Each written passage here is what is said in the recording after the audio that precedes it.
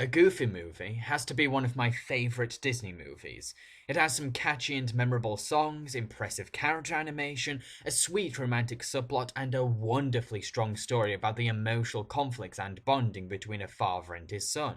An extremely goofy movie, on the other hand? Well, let's first discuss its plot. You see, Goofy's son Max is going off to college and has his sights set on the major sports event, the College X Games. Meanwhile, Goofy has been fired from his job at the toy factory and must take a college course to apply for a new job.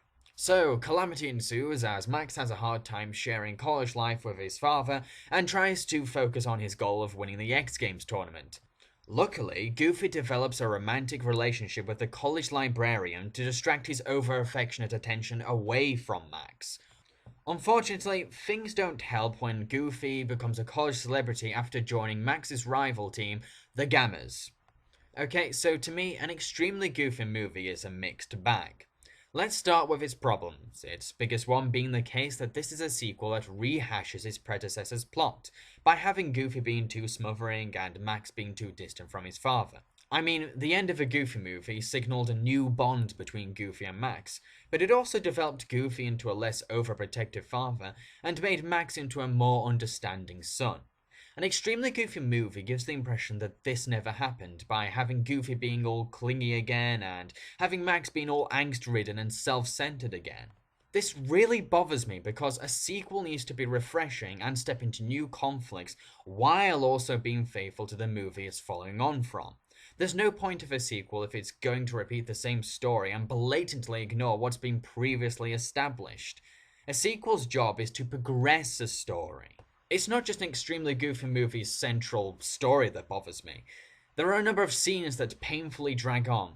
One in particular has to be Max's first encounter with his sports rival, Bradley Uppercrust III, in a cafe, which goes on and on and on and on and on and on and on. This scene could have been cut down, but instead the film decides to milk itself to the extent of becoming boring. There are also so many sports movie cliches in this, like the cheating antagonists or the protagonist's brief self-doubt that's re-inspired moments later. Everything that happens to Max's team has been done before in other sports movies. The execution and writing of the film's comedy is kind of embarrassing and also paper thin. It forces stupid jokes in a vain attempt to make the audience laugh. It tries way too hard to be funny at times. However, I have to admit that at least one joke makes me laugh. Do you ever wonder why we're always like wearing gloves? However, a comedy movie can't rely on just one joke to be funny. It's obvious that this is a film aimed at teenagers, so it shouldn't have been afraid to be slightly mature or smarter with its jokes.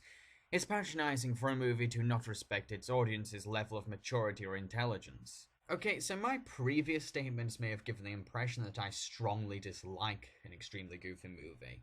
Far from it. I actually kind of like it and have watched it more than once.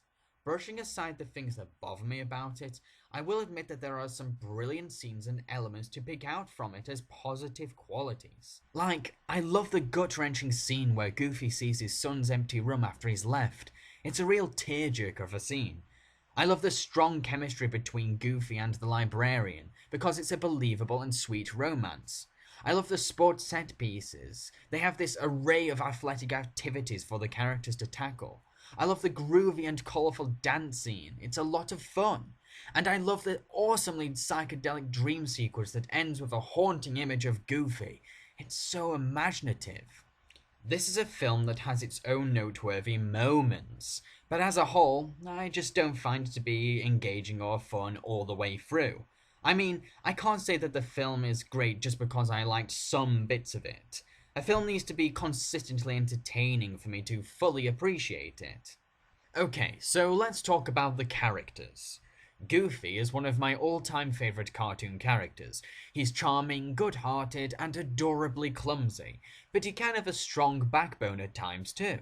Surprisingly, an extremely goofy movie is very faithful to the character of Goofy. All of Goofy's wonderful personality traits remain intact. The film never steers away from the Goofy character that we all love and know.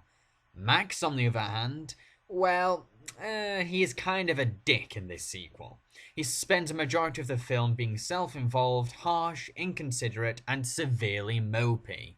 Now, I know that Max expresses sympathy for his father in one or two scenes in this film, but my overall impression of him was that he came across as too aggressive and whiny. We're also once again joined by Max's friends PJ and Bobby, who are given much bigger roles this time around. While PJ has a charming little romance with a local poet, Bobby has no story of his own and can be a pain at times. I could tolerate Bobby in the first film because it was a brief cameo, but I couldn't stand him in a much bigger role. I find him to be way too obnoxious, and it doesn't help that he's voiced by Pauly Shore. I really like Miss Marple, the librarian that Goofy dates in the film. She's a strong character. She's eccentric and quirky, but also loves to settle down and enjoy her job too. Like I said before, her chemistry with Goofy is fantastic. She's not Goofy's doppelganger, and she's not a cardboard stereotype. She takes her job seriously, but isn't afraid to go out and have some fun at times too. Then there's the film's villain, Bradley Uppercrust III. He's a charismatic and effective antagonist that's a joy to boo and hiss at. He's identifiable. I know many stuck-up, stubborn sociopaths like Bradley. In fact, we all know a pretentious nitwit that's got the concerns and well-being of a toddler. Now, many fans of the original film have complained about the lack of Max's love interest, Roxanne, in an extremely goofy movie. To be honest, this doesn't bother me too much, personally, considering how the first movie was more about the relationship between Goofy and Max. However, I can understand how people felt irritated at the fact that this sequel doesn't even explain what happened to Roxanne. She's a likable character and had a sweet relationship with Max, so yeah, I can understand why many fans felt betrayed. The film has decent animation that's fluid, energetic, and full of personality.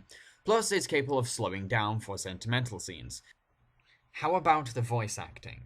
Just like the first film, the cast put 100% into their performances. Despite having little to work with at times, veteran voice actors Bill Farmer, Jason Marsden, Rob Paulson, and Jim Cummings put their heart and soul into the roles that most of them are best known for. Jeff Bennett, who is best known as the voice of Johnny Bravo, is outstanding as Bradley Uppercrust III. He gives this snobbish and posh-tongued dialect that's spot on for Bradley. Bebe Neuwirth from TV's Frasier gives an excellent voice to Miss Marple that fits the character and reflects her personality. Neuwirth is capable of making Miss Marple come across as stern and serious, as well as joyful and quirky. The music for an extremely goofy movie is my favourite thing about it. Oingo Boingo Steve Bartek served as composer for the film, and Bartek's excellent score has a versatile range of tones and instruments. We're given funky ska, rhythmic rock, soft piano, and gentle violin bowing. I mean, Bartek's music in the scene where Goofy is looking at Max's empty room is damn beautiful, and is the element that strengthens it enough to jerk tears from my eyes. In addition, the soundtrack also features some classic jukebox songs that are often recognizable and fit the film's underlying 70s tone that reflects the era Miss Marple and Goofy grew up in. An extremely goofy movie treads familiar water, and its story isn't strong enough to tie together some of its best set pieces that it has to offer. It doesn't try anything fresh or new concerning Goofy and Max's relationship, and it's far less entertaining than its predecessor. But it's a decent effort for a Disney sequel. I mean, I've seen some terrible Disney sequels. At least it has some great little moments that are worth sitting through, and some outstanding voice acting from some veteran performers. In addition, it's a movie that celebrates fair sportsmanship, has a decent soundtrack, and is faithful to the Goofy character. It's just a shame that a majority of the film isn't consistently fun throughout, and it suffers from a bland narrative that's laced with cliches. I give it 3 psychedelic stars out of 5.